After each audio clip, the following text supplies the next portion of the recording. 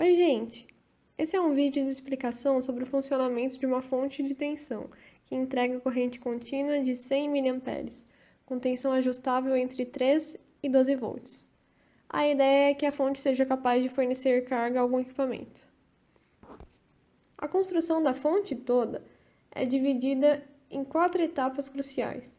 A primeira delas é a abaixadora ou transformadora, a qual converte por uma relação de transformação a alta tensão que chega aos transformadores e é distribuída até os estabelecimentos de 127 volts em uma menor e mais conveniente para a nossa situação, ou seja, cerca de 24 volts.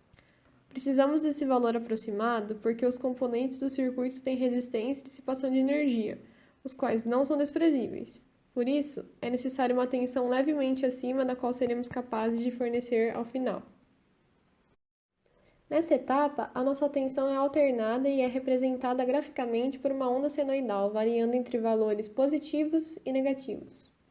Na próxima etapa de retificação, faremos com que as curvas possuam apenas valores não negativos, já diminuindo a variância de tensão. Então, como a Dani explicou, a corrente que sai do transformador ou mesmo que sai da tomada é uma corrente alternada. Essa corrente, ela não é muito boa para a fonte. A gente na fonte precisa de uma corrente contínua.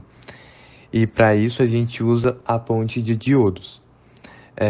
A ponte de diodos é um arranjo formado por 4 diodos que possui a função de fazer a retificação de uma corrente em onda completa, ou seja, retificar uma corrente elétrica alternada, transformando-a em uma corrente elétrica contínua.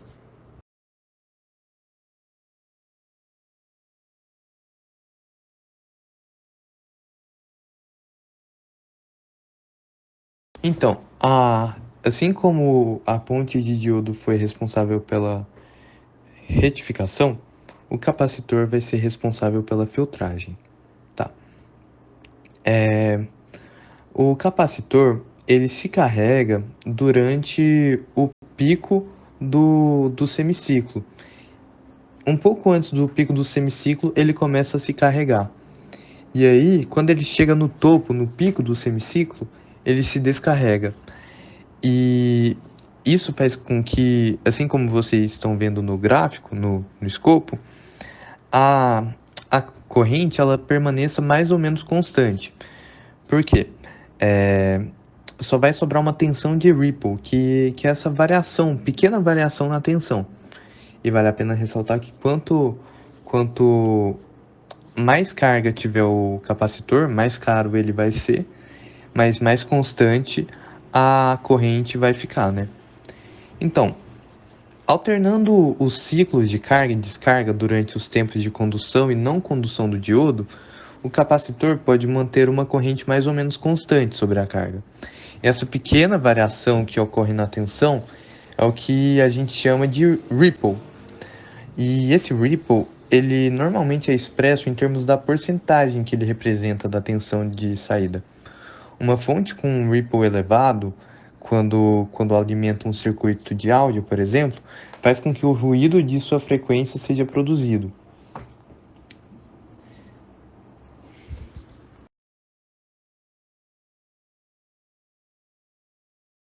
Na etapa final de regulagem, nós temos uma escolha da tensão de saída, isto é, uma tensão máxima de 12 volts e mínima de 3 volts. Tensão esta que se mantém retificada uma vez que não manipulemos o potenciômetro.